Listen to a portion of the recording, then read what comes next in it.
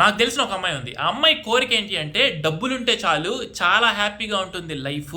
So marriage అయిపోయిన తర్వాత నేను ఏది కావాలంటే అది చేసుకోవచ్చు, డ్రెస్సులు కొనుక్కోవచ్చు, కార్లో తిరగచ్చు, పెద్ద బంగ్లాల్లో ఉండొచ్చు. సో తనకి విపరీతమైన కోరికలు అనమాట. డబ్బులుంటే చాలు నా మ్యారేజ్ లైఫ్ హ్యాపీగా ఉంటుంది అనుకునింది. సో అలాంటి వాడిని చూసి పెళ్లి చేసుకునింది. వాళ్ళ ఇంట్లో వాళ్ళు కూడా ఒప్పుకున్నారు.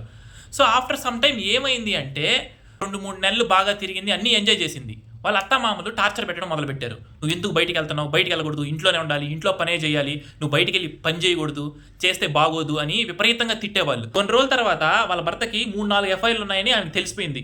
ఈడు రోజు ఫోన్లో మాట్లాడుతూ ఉండేవాడు. సో ఎట్లా గట్లా కనుక్కునింది, అడిగింది డైరెక్ట్గా. అడిగితే వాడు ఏం చెప్పాడంటే, అవును ఉన్నా, ఇప్పుడు ఏం చేస్తావు, ఉంటే ఉండి లేకపోతే వెళ్ళిపో అని రోజు ఆమెని కొట్టడం మొదలు పెట్టేవాడు, తిట్టడం మొదలు పెట్టేవాడు. సో ఆ ఇంట్లో ఈమె చెప్పే మాట ఎవరు వినరు. వాళ్ళ అత్త మామ వాళ్ళ ఆయన ఏం చెప్తే అది వినాలి, లేదు అంటే వాళ్ళు కొడతారు, తిడతారు, టార్చర్ చేస్తారు. ఇప్పుడు ఈమె ఇది బయటికి ఎవరికి చెప్పుకోలేకపోతుంది.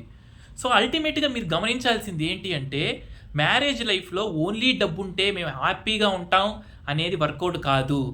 తన దగ్గర డబ్బులు ఉన్నాయి, కార్లు ఉన్నాయి, బంగారం ఉంది, ఆభరణాలు ఉన్నాయి, అన్నీ ఉన్నాయి, కానీ తన దగ్గర మనశ్శాంతి లేదు, ఫ్రీడమ్ లేదు, తను ఏం చేయాలనుకుంటే అది చేయలేదు. వాళ్ళు టార్చర్ పెడుతున్నాడు, సరైన భర్త దొరకలేదు, తనని సరిగ్గా ప్రేమగా చూసుకోవట్లేదు.